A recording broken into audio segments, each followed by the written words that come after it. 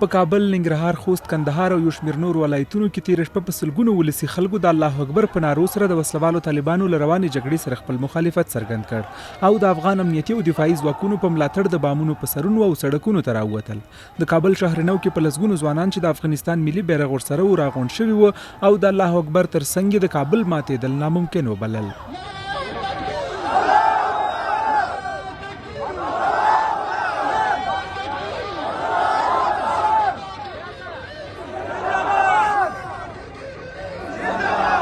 تېره شپه د خوست په مرکزي چوک کې هم په لسګونو ځوانانو د الله اکبر په نارو سره له امنیتي ځواکونو خپل ملاتړ څرګند کړ. دوی چې د ښار په واټونو ګرځېدل په لوړ غږ د افغان امنیتي ځواکونو د ملاتړ په پار د الله اکبر غږونه کول. ننګرهار کې سلګونه خلکو د بامونو له سره د الله اکبر تکبیرونه ویل او لسګونه کسان بیا د ښار په واټونو کې د الله اکبر د نارو ترڅنګ د ژوندي د وي افغانستان او ژوندي د وي امنیتي ځواکونو شعارونه ورکول.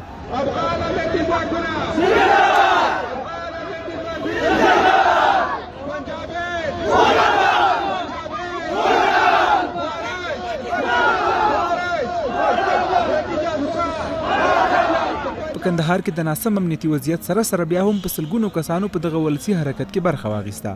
د مقبوضه پښتونخوا په بیلابیلو سیمو کې هم لسګونه ځوانانو د الله اکبر چیغو سره د افغان امنیتي ځواکونو د ملاتړ په موخه راوتي وو او په افغانستان کې د جمهوریت د بقا شعارونه ورکول.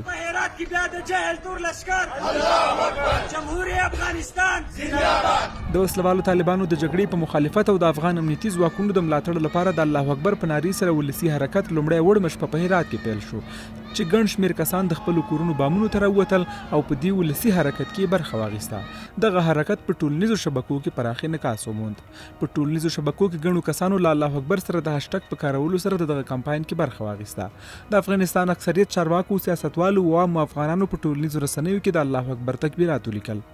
د افغانستان لپاره د کاناډا پخوانی سفیر کریس الکساندر، د پښتون ژغورنې غورځنګ مشر منظور پښتین، پښتون سیاستوال ایمل ولی خان، محسن داوړ او ګڼو نورو شخصیتونو د افغان امنیتي ځواکونو په ملاتړ د الله اکبر تکبیرات بدرګه کړل.